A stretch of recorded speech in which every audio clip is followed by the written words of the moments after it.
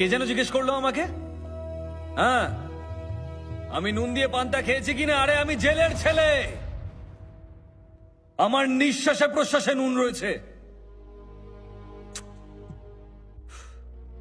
Sorry. Sir, 1 KG টমেটোর দাম কত জানেন? বলুন তো, লবণ কত করে কিলো? নুন দিয়ে পান্তা ভাত খেয়েছেন?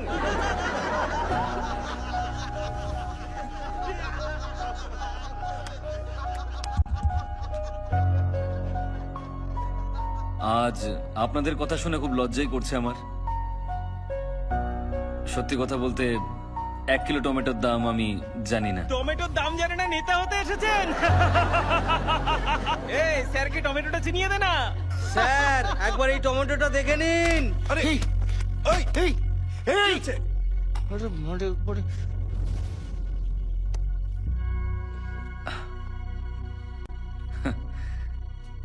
কিন্তু আমি আপনাদেরকে এই টমেটো নিয়ে একটা ক্রাইম স্টোরি শোনাতে পারি।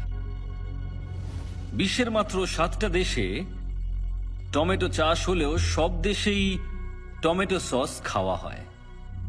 আমাদের দেশে চাষ করা টমেটোর ডিমান্ড সারা বিশ্ব জুড়ে রয়েছে। কিন্তু আরো একটা রহস্য আছে, যারা এখানে টমেটো চাষ করেন তারা খুব তাড়াতাড়ি মারা যান। কেন মারা যান?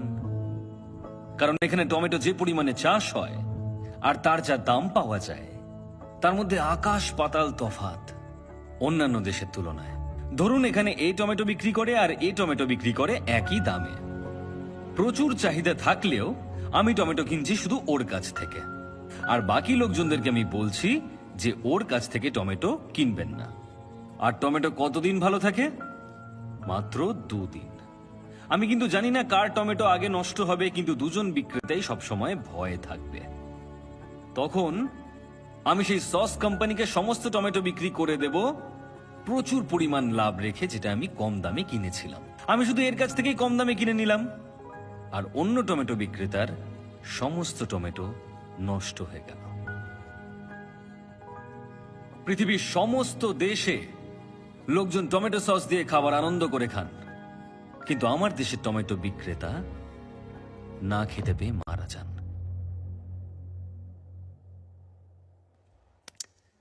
তাই পরের বার যদি আমাকে আপনারা টমেটো ছুঁড়তে চান, তাহলে দয়া করে ওই টমেটো বিক্রেতাদের কথা মনে রাখবেন।